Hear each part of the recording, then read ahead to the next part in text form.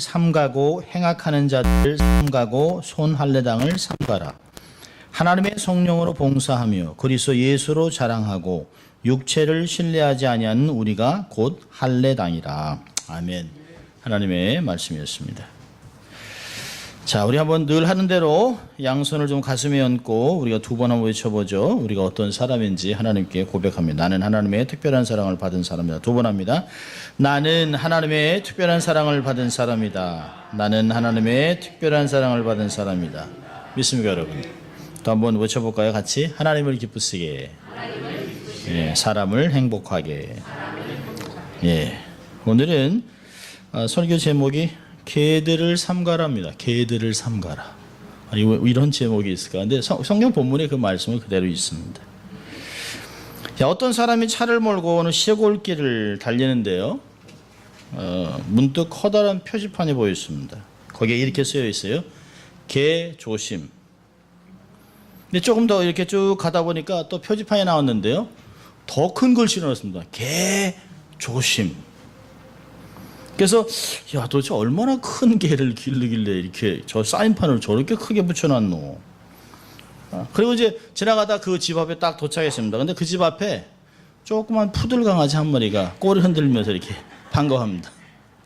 그래서 이 사람이 하도 기가 막혀가지고 아니 이 개가 그 조심해야 될 개입니까? 이 개가 집을 지킵니까? 그러니까 주인이 아니요. 개가 지키는 게 아니라 저 표지판이 지키죠. 표지판이. 그러니까 사람들이 개조심이라는 걸 얘기 듣고서 엄청난 개가 있나 보다 그리고 조심을 한다는 것이에요. 저도 아내와 가끔 이제 운동 삼아서 동네 주택가를 걷다 보면 집 앞에 Beware of dog 이렇게 써 있습니다. 어떤 집은 또 여러 개가 붙어 있어요. 그러니까 일단은 저는 조심합니다. 개가 있나 보다. 근데 어느 집은 이제 막 개들이 막 이렇게 조그만 강아지가 왔다 갔다 하는 것도 있는데 정말 큰 독들, 핏불 뭐 이런 개들도 있습니다. 그러면서 막 왕왕왕 짖으면 일단 가슴이 화들짝 놀래요. 그리고 제 아내랑 뚝 떨어져 이렇게 길을 건너서 걷든지 개가 오면 일단 저 아내는 길을 이렇게 건넙니다. 이렇게 건너서 이렇게 지나갑니다. 왜냐하면 어릴 때 개에게 물렸기 때문에 하여튼 개들은 크든 작든 가까이 하기에는 먼 짐승입니다. 그래서 매우 조심을 하죠. 그럼 미국에서요, 매년 해마다 얼마나 많은 사람이 개한테 공격을 당하는지 아세요? 작년 2015년에 개한테 물려서 죽은 사람이 35명입니다. 그리고 35만 명이 개한테 물려서 응급실에 들어옵니다. 한 해에 35만 명이 개한테 물려서 치료를 받습니다. 굉장하죠. 이게 이런 데이터가 어디서 나오냐? 개한테 물리는 거 소송을 하는 변호사가 따로 있어요. 이름이 케네스 필립이라고 하는 사람인데요. 이 사람은 개 전문입니다. 개 전문. 개한테 물렸다 그러면 전문가예요. 이 정도로 많은 사람이 35만 명이나 되는 사람들이 개한테 물립니다. 대단한 거죠. 옆에 있는 사람한테 얘기해 줄까요? 개 조심하세요. 자, 오늘 본문을 보면 바울이 빌립보 교회 성도들에게 조심하고 조심하고 조심하라. 이게 옛날 말같이 이제 삼가고 삼가고 삼가라라고 하는 말을 하고 있습니다.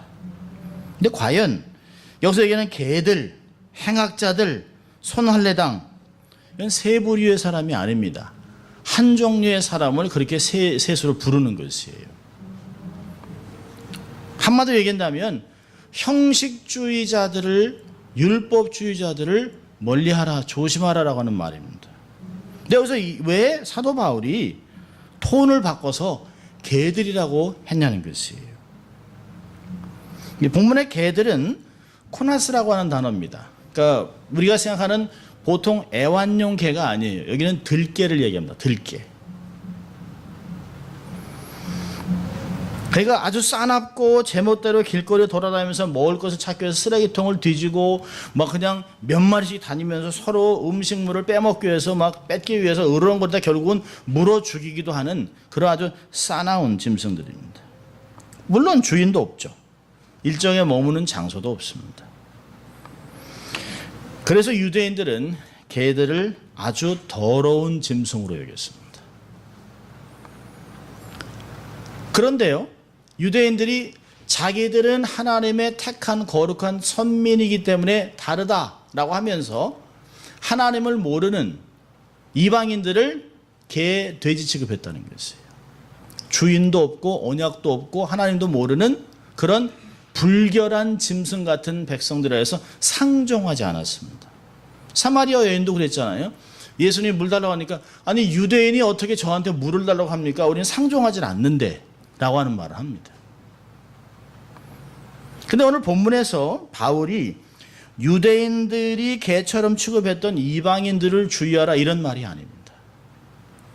놀랍게도 개들을 삼가라라고 하는 말을 할 때 사도 바울은 유대인들, 특별히 율법주의자들, 유대주의자들을 가르치는 것입니다. 자, 이들은 누굴까요? 이들은 하나님 앞에서 의롭게 되기 위해서 반드시 할례를 행해야 하고 그리고 모든 율법을 지켜야만 의로운 자가 될 수 있다, 구원을 얻을 수 있다라고 주장하는 사람들입니다.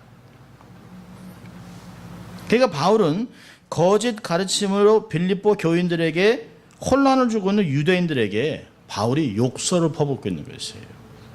사실 여기서 개들 그랬지만 용서하십시오. 이런 개 같은 이렇게 얘기하는 것이에요. 여러분 사도 바울은 성격이 급한 스타일이긴 하지만 일반적으로 성도들에게는 굉장히 온유한 사람입니다. 아비의 심정을 가지고 아주 온유하게 사랑으로 헌신하면서 그들을 사랑하고 내 사랑하는 형제들이라고 늘 표현하던 그런 사람입니다. 그런데 바울의 마음 안에 갑자기 확 하고 그냥 광풍이 일어난 것 같아요.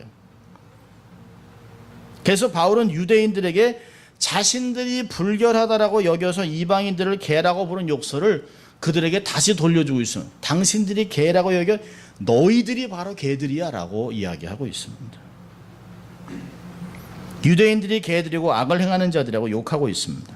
또한 그들이 하나님의 언약 백성됨의 표정이라고 내세우는 할례. 여기서 사실 할례와 손할례 된 건 좀 다릅니다. 이 할례라고 하는 단어는 3절에 나온 할례라고 하는 것은 페리토메라고 하는 단어인데요.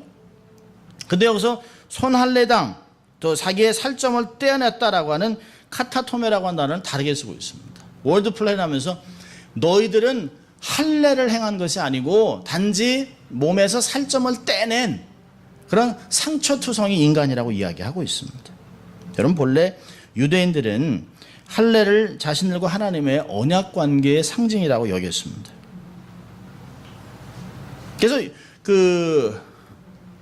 제2차 세계대전 때 유대인과 비유대인을 가르기 위해서 했던 건 뭐냐면 유대인들을 주기 위해서 나치들이 남자들 한쪽으로 쭉 몰아넣었어요. 어린애부터 노인까지. 그리고 전부 아랫도를 베껴요.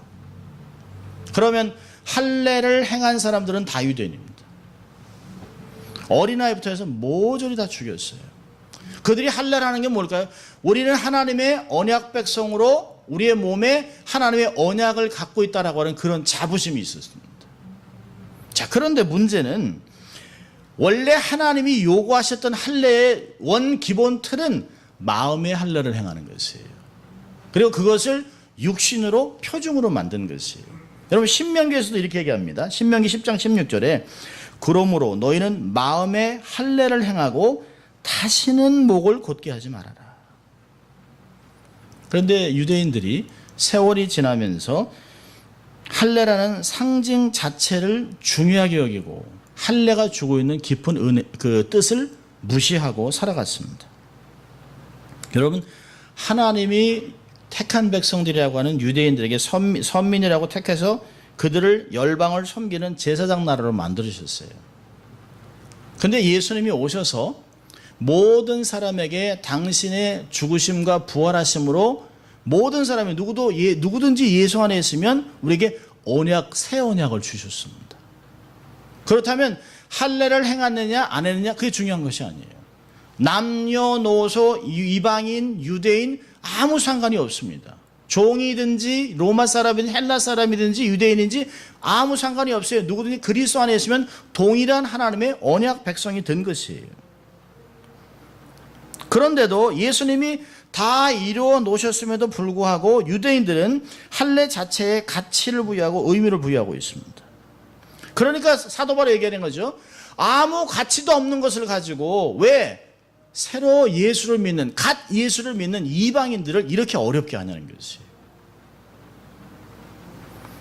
그래서 자기들이 하나님의 거룩한 백성의 표징이라고 하는 할례를 말을 조금 바꿔가면서 너희들이 살점을 조금 떼어내는 것에 불과한 것이지 그것이 너희들로 하여금 하나님의 언약 백성이라고 하는 것이 아니라는 것이. 그러면서 빌립보 교인들에게 이들을 삼가라. 율법으로 다시 돌아가려고 하는 자들, 예수 그리스도 이전으로 돌아가려 하는 이것들을 본받지 말라는 것이. 이들의 주장에 휩쓸리지 말아라고 조심하라고 얘기하고 있습니다. 여러분, 유대주의자들은 교회에서 복음의 메시지를 훼손하고 있습니다. 복음을 심각하게 더럽히고 있어요. 그러니까 전혀 유대교에 대해서 알지 못하고 율법도 모르고 제사에 대해서 모르고 할례에 대해서 모르고 있던 이방인들이 이제 하나님의 은혜로 그들의 마음을 열어서 복음을 듣고 예수를 믿기 시작했습니다. 교회로 들어왔어요. 근데 교회로 들어와서 은혜 가운데 열심히 예배를 드리고 섬기려고 하는데 예루살렘부터 온 유대주의자들, 또 전부터 있었던 유대주의자들이 그렇게 쉽게 구원받는 게 어딨냐. 유대인의 하나님이 모든 사람들이 복음을 주셨지만 적어도 할례를 받아야 하고 율법을 지키고 절기를 지켜야지 그렇게 쉽게 예수 믿는 사람이 어딨냐라고 이야기를 합니다. 그러니까 혼돈이 온 거예요. 맞는 것 같아요. 왜요? 율법으로부터 계속해서 율법에서 예수님이 오실 거라고 계속 예언을 했어요. 그리고 예언이 성취됐어요. 때가 돼서 예수님이 오셨어요. 그래서 이방인들에게 복음이 증거됐습니다. 그러니까 이방인들 마음 안엔 우리가 유대인들에게 빚을 지고 있다. 우리보다는 그래도 이들이 훨씬 더 말씀을 잘 알고 있지 않을까? 얘기하는 거 보니까 틀린 건 아니에요. 전통을 지키고 말씀대로 삶을 살아가는 거 보면 감히 범접할 수 없는 그런 경건의 모습이 있습니다. 그러니까 유대인들이 이렇게 얘기하니까 이방인 그리스도인들이 헷갈리는 거예요. 우리가 은혜로 구원을 받긴 받았는데 이건 너무 쉽게 은혜 받은 거 아닌가? 여러분, 가끔요 어떤 사람들이 그래요. 아니 그냥 단지 예수님 내가 초청합니다 믿겠습니다라고 해서 구원받는다면 이렇게 쉽게 하면 누가 이게 구원 못 받겠냐. 근데 그게 아무나 되는 게 아니에요. 아무나 못하는 거예요. 하나님의 은혜가 있어야만 되는 것이에요. 바울은 하나님의 은혜로 예수 그리스도를 믿음으로 구원을 받는다라고 주장하는데 유대주의자들은 노력하고 율법을 지켜서 행해야만 구원을 얻는다고 자꾸 주장하는 것이죠. 그러니까 바울은 은혜를 가르쳐 놨는데요, 유대주의자들이 교회로 들어와서 자력구원, 공로, 주를 위해 무언가 해야 된다라고 자꾸 가르치기 시작한 것이에요. 아마 이런 이야기를 들었겠죠. 많은 신학자들은 빌립보서 1장, 2장까지는 사도 바울이 줄기차게 계속 자기가 그들을 만날 걸 얘기하다가요, 아마 3장쯤에 갑자기 시간을 떼놓은 상태에서 편지를 계속 쓴 것이 아니라 1장, 2장 쓰고 나서 좀 잠깐 쉬었다가, 그래서 여러분 그 빌립보서를 보면 1장, 2장을 읽고 4장을 읽으면 딱 연결이 돼요. 근데 갑자기 3장이 다른 톤으로 나타납니다. 아마 바울이 빌립보 교회의 상황을 들으면서 바울이 이 안에서 분노가 포출한 것 같아요. 아니 어떻게 유대주의자들을 용납하는가? 어떻게 이들이 들어와서 교회를 휘짓고 돌아다니도록 리더들은 무엇을 했는가? 도대체 왜 이들의 가르침에 현혹되는가에 대해서 분노하고 있어요. 그리고 톤이 완전히 바뀌었습니다. 하나님의 은혜로 구원받는다고 하는 것을 유대주의자들이 인간의 행함으로 자력구원을 자꾸 주장하고 있습니다. 여러분, 클러스터 마이어가 쓴 브린다본의 힌두와 크리스천이라는 책에 이런 이야기가 나옵니다. 어느 힌두교 노인이 가장 엄격한 방법으로 길고 힘든 순례 여행을 하고 있었다. 순례길의 어느 특정 지점에 이른 노인은 108개의 차돌을 모아서 움직이고 있었다. 한 번에 차돌 하나만큼 몸을 움직이고 108개 차돌을 다 쓰고 나면 다시 모아서 같은 동작을 반복하고 있었다. 언제쯤이나 순례를 마칠 수 있을까? 몇 주, 몇 달 뒤에 다시 그곳으로 가보았더니 노인은 역시 그곳에 있었다. 앞으로 수킬로 남아있는 형편에서 노인은 너무 약해서 쓰러져 있었다. 겨우 20m를 움직이고 난 다음 노인은 조그만 차돌더미 옆에 기진맥진 쓰러져 있었던 것이다. 이것이 바로 계율을 행함으로 구원을 받겠다는 율법주의인 것이다. 여러분, 율법으로는 의롭게 될 사람이 한 사람도 없어요. 율법을 다 지키다가 하나만 딱 어기면 다 어기는 게가 됩니다. 율법으로 의롭게 될 자가 하나도 없기 때문에 예수님이 오셔서 십자가의 구속으로 완벽하게 제사법을 이뤘습니다. 구원의 길을 만들어 놓으셨어요. 단번에 성취하셨는데 왜 다시 율법으로 돌아가야 되냐는 것이에요. 왜 유대인이 되어야 되는가? 왜 이방인들에게 자기들도 질 수 없는 짐들을, 무거운 짐들을 이방인의 어깨에 올려놓는다는 것이에요. 예수님이 은혜로 구원받는 길을 만들어 놓으셨는데 누구든지 예수를 마음에 시인하고 입으로 믿고 입으로 시인하면 다 구원받는다 얘기했어요. 이것은 사람의 공로로 되는 것이 아니라 하나님의 은혜로 주신 것이에요. 누구도 자랑할 수 없어요. 그렇게 가르쳐 놓았는데 왜 유대인들의 말을 듣고 현혹되냐는 거죠. 저는 이렇게 생각합니다. 은혜와 말씀이 없는 전통이 뭐가 그렇게 중요합니까? 전통? 말씀에 위배된 전통은 더 이상 필요 없는 것이에요. 사랑으로 하나가 되라고 하신 주님의 말씀을 정면으로 거부하고 이제 막 믿음을 얻은 이방인들에게 막 혼란하게 하고 개같이 와서 물고 뜯고 교회 내에서 당파를 조성하고 악을 행하는 유대주의자들을 개들이라고 바울이 흥분해서 그들을 부르고 있습니다. 그러면서 삼가고 삼가라 라고 얘기했습니다. 왜냐하면 3절에는 그런 단어가 없습니다만 너희들이 그렇게 삼가해야 되는 이유는 하나님의 성령으로 봉사하고 그리스도 예수로 자랑하고 육체를 신뢰하지 아니하는 우리가 바로 할례당이라고 얘기하고 있습니다. 그들이 할례당이 아니라는 거예요. 그들은 단지 몸에 흉터를 냈을 뿐이지 진정한 하나님이 얘기한 할례를 행한 자가 아니라는 것이에요. 성도들의 참 모습은 그들이 아니라 오히려 성도들의 참 표지 3가지를 우리에게 가르쳐주고 있습니다. 자, 하나씩 볼까요? 첫째로 보니까 하나님을 성령으로 봉사하고, 원래 봉사라는 단어는 예배입니다. 예배. 하나님의 영으로 예배하라고 얘기하고 있습니다.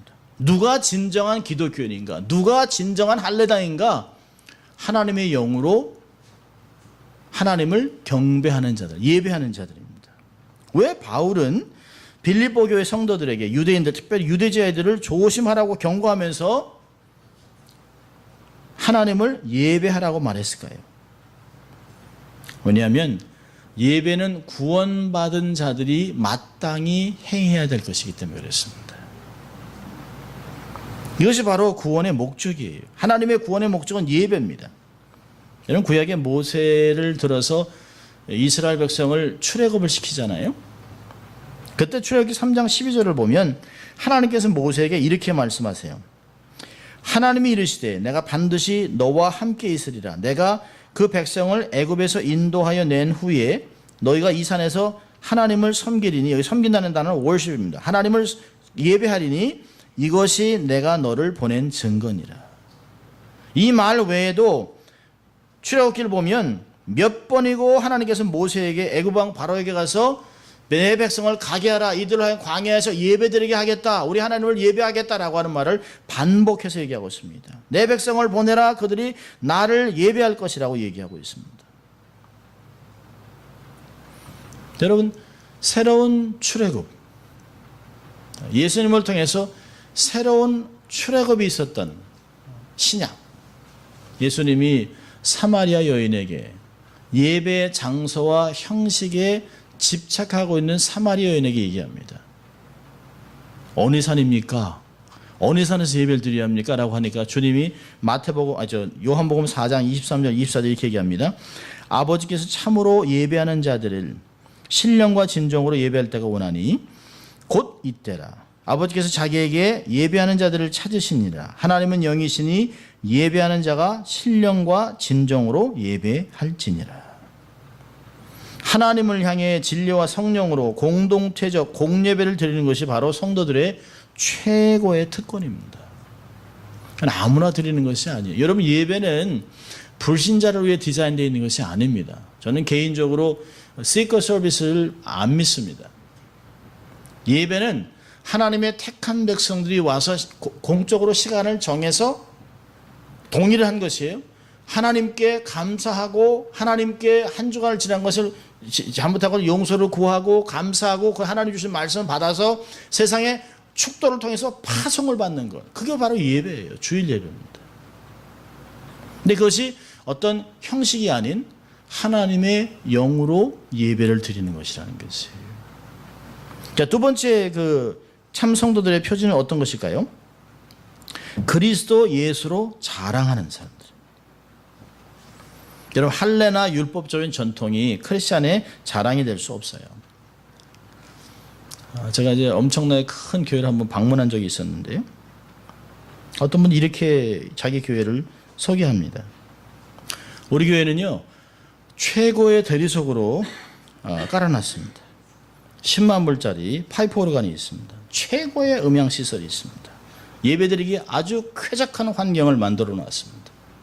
근데 제가 들으면서 이게 교회인가 문화회관인가 뭘 얘기하는지 모르겠어요. 뭘 얘기하는지. 그런데 엄청나게 큰 예배당에서 시스템을 거의 30억을 들여서 시스템을 바꿔놨습니다. 어떤 사람 얘기를 들으면서 아무 문제가 없는데, 시스템에 아무 문제가 없는데 더 좋은 예배, 더 좋은 소리, 더 좋은 걸 위해서 30억 들인 거를 싹 빼고 다시 30억 들여서 음향 시스템을 했다는 거죠. 누굴 위해서? 하나님이 안 들려, 찍찍거리 안 들려, 하나님 그러셨을까요? 여러분, 그 돈 30억은 성도들의 피가 묻어있는 헌금입니다.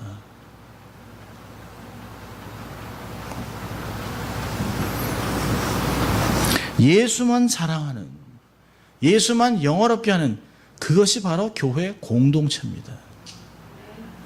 크리스천에게는 단 하나의 자랑, 하나만의 자랑이 있습니다. 예수님을 자랑하는 것이에요. 내가 예수님께 뭘 해드렸다, 그게 아닙니다. 예수님이 나를 위해 십자가에서 돌아가시고 나에게 구원을 베푸시고 내세를 약속하시고 지금도 성령을 주셔서 이렇게 부족하지만 살아가게 하시는 그 주님, 나를 위해 십자가에 돌아가신 그 하나님의 아들을 믿으면서 산다라고 고백하는 것, 그게 우리의 자랑 아니겠습니까?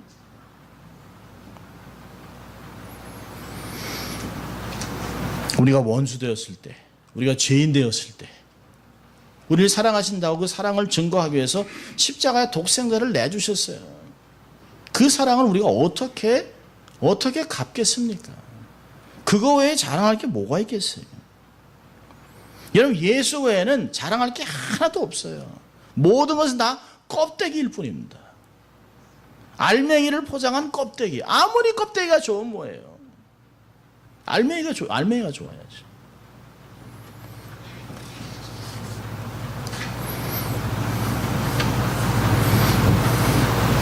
차가 좋은들. 이거 비싼 차도 수더라고요.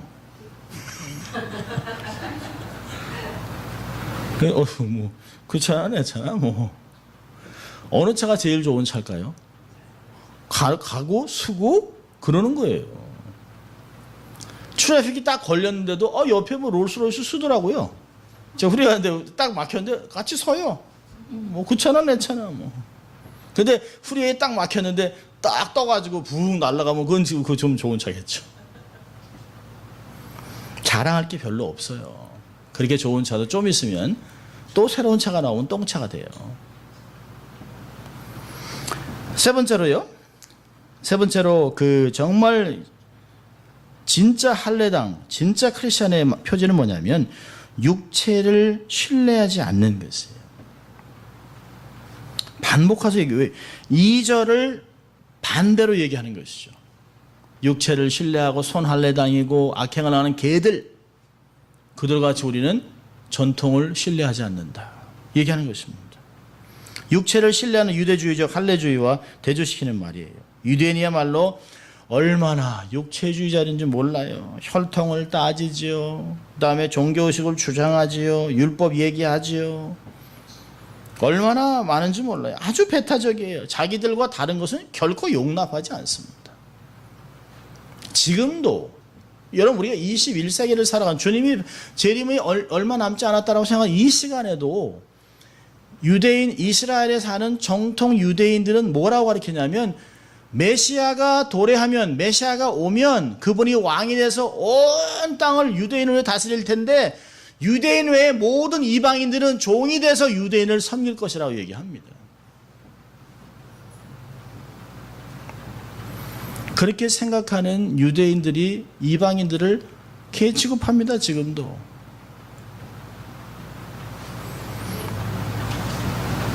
하나도 변함이 없어요. 예수님 당시 2000년 전이나 지금이나 똑같습니다.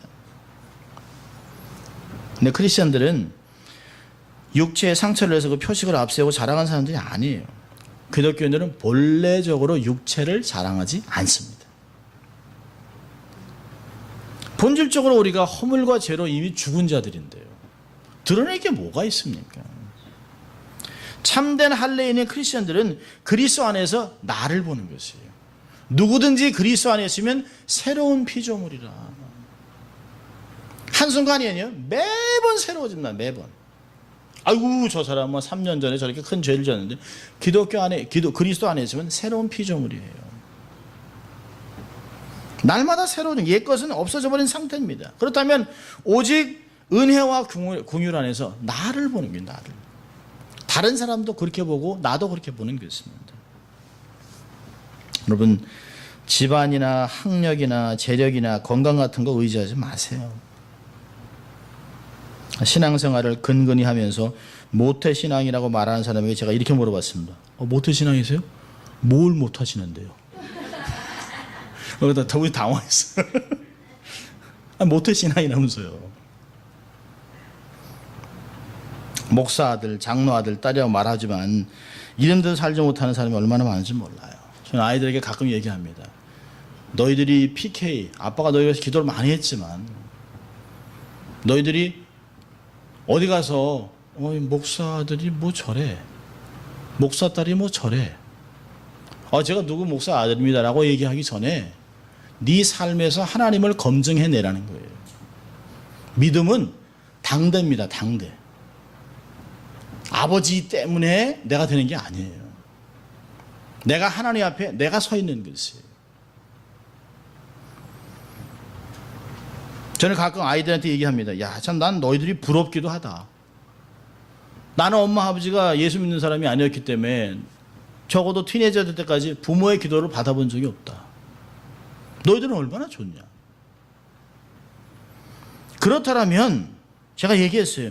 너희들이 어려서부터 복종에서부터 기도를 받고 자랐다라면 모태신앙이라고 얘기한다면 지금 예수 믿는 사람보다는 몇십 배, 몇백 배 헌신하고 신앙의 삶을 살아야 되지 않겠냐. 탁월해야 되지 않겠어요?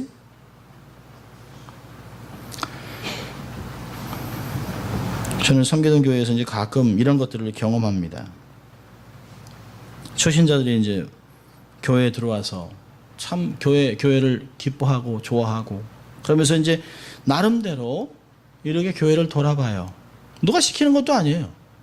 교회를 돌아보고 내가 좀 교회를 좀 섬겨야 되겠다 이렇게 얘기를 합니다. 어느 이제 집사님이 저에게 오셨어요. 아주 뭐 재주꾼이세요. 이렇게 뭐 목수 일도 하시고 아주 핸디맨인데요.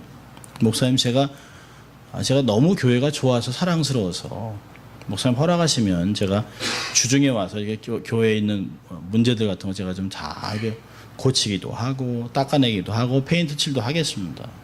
그래서 제가 덜컥 마음이 저희가 교회가 재정이 별로. 그랬더니 아니요 목사님 다 제가 하죠. 뭐 얼마 되겠습니까? 못 얼마 되겠습니까? 그리고 일주일에 4일씩 교회로 오셨어요. 주일 금요일에 빼고 4일씩 교회 와서 못 빠진 데 가서 못 치고 또 이렇게 못이 휜 데 가서 못을 빼서 새로운 모습 하고 그분 때문에 교회 지붕 고쳐야 되는 35,000불 그냥 그분이 가서 130불로 싹 고쳐놨어요. 교회 모든 부분이 정상적으로 착착착착 돌아오는데요. 문제가 땅 하고 터졌습니다. 중직자들이 그를 부르셨어요. 그래서 당신 뭐 하는 짓이야? 우리 교회는 전통이 그런 게 아니야. 당신이 우리 교회 처음 와서 잘 모르는 모양인데 이렇게 하면 안 돼. 나서면 안 돼. 못 하나 박으려도 당위에 허락 맡아야 돼. 그분이 저를 찾아오셨어요. 목사님, 정말 교회가 이렇습니까? 아니요, 그렇지 않아요. 저야 너무 감사하죠. 제가 그렇게 얘기하신 분들을 불렀는데요. 똑같이 목사님, 우리 교회의 전통입니다. 이 안에서 막 올라와. 회의라도 막 올라와요. 가라앉히고. 이러면 사람 잃어버립니다. 몇 번이나 그랬어요. 몇 번이나.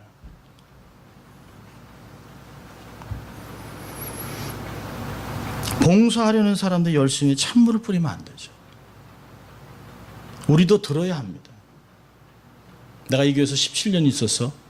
15년이 있어서 10년이 있었어. 내가 이 교회 너무 잘 알아. So what? 그게 중요한 게 아니잖아요. 정말 교회를 사랑해서 교회를 섬기고 싶다면 내가 못하면 감사해요. 제가 못하는데 너무 고맙습니다. 이래야 되는 거 아니겠습니까? 내가 못하니까 당신 하지 마라. 저는 이런 사람들을 물귀신이라고 부릅니다. 물귀신. 여러분 평생 신앙생활 했어요? 그럼 삶에서 검증이 돼야 되잖아요. 검증이. 여러분 주를 위한 것이라면 나의 경험 내려놔야 되는 거 아니에요? 여러분 제가 가끔 이런 얘기합니다. 초신자들이 모태신앙이나 교회 중직자들 오랜 신앙인 앞에서 기죽을 필요가 하나도 없어요.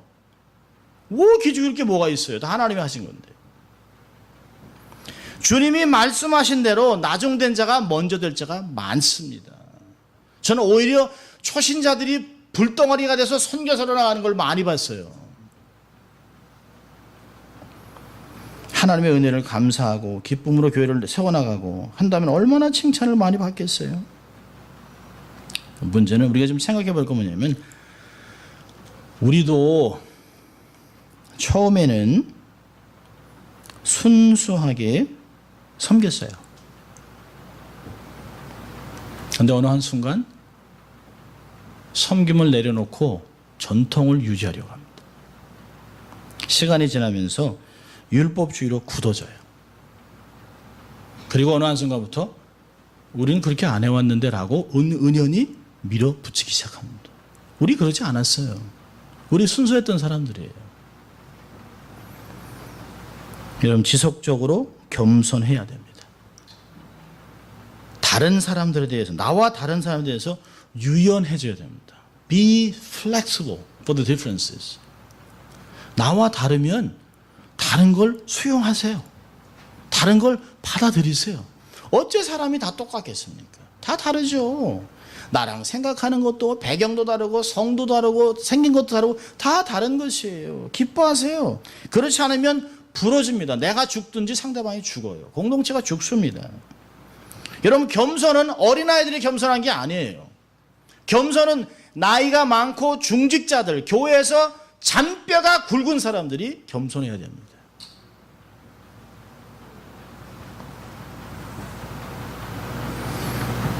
새로운 사람들과 초신자들을 넉넉한 마음으로 품어야 돼요. 그들의 시절을 용서하세요.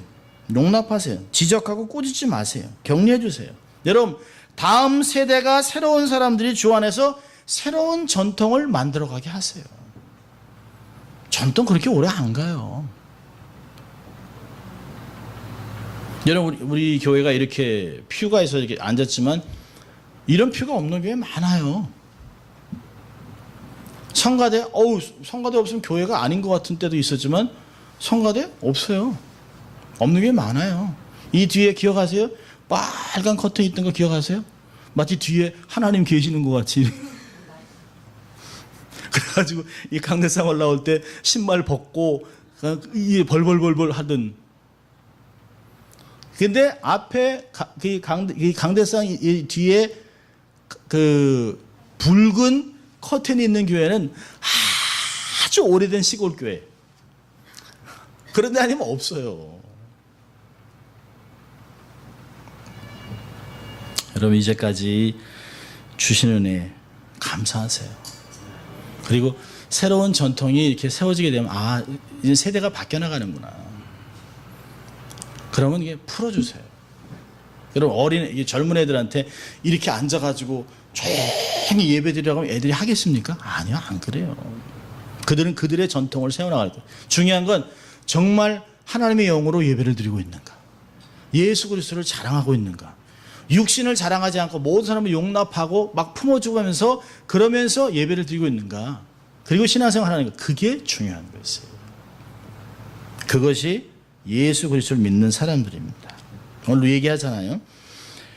하나님의 성령으로 예배하고 그리스도 예수로 자랑하고 육체를 신뢰하지 않는 우리가 바로 참 그리스도인이라고 얘기합니다.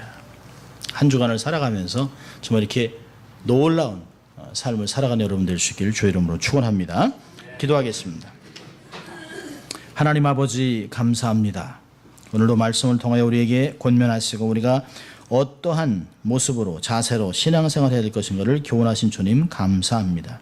하나님, 우리가 하나님의 영으로 예배드리고 예수를 자랑하고 또 하나님 성령의 충만함을 통해서 복음을 살아내는 저희들 될 수 있도록 하시고, 그래서 이걸 통하여 세상이 우리가 하나님의 사람인 것을 깨달을 수 있도록 보고 복음으로 돌아오는 역사가 나타날 수 있도록 하나님 축복하여 주시옵소서.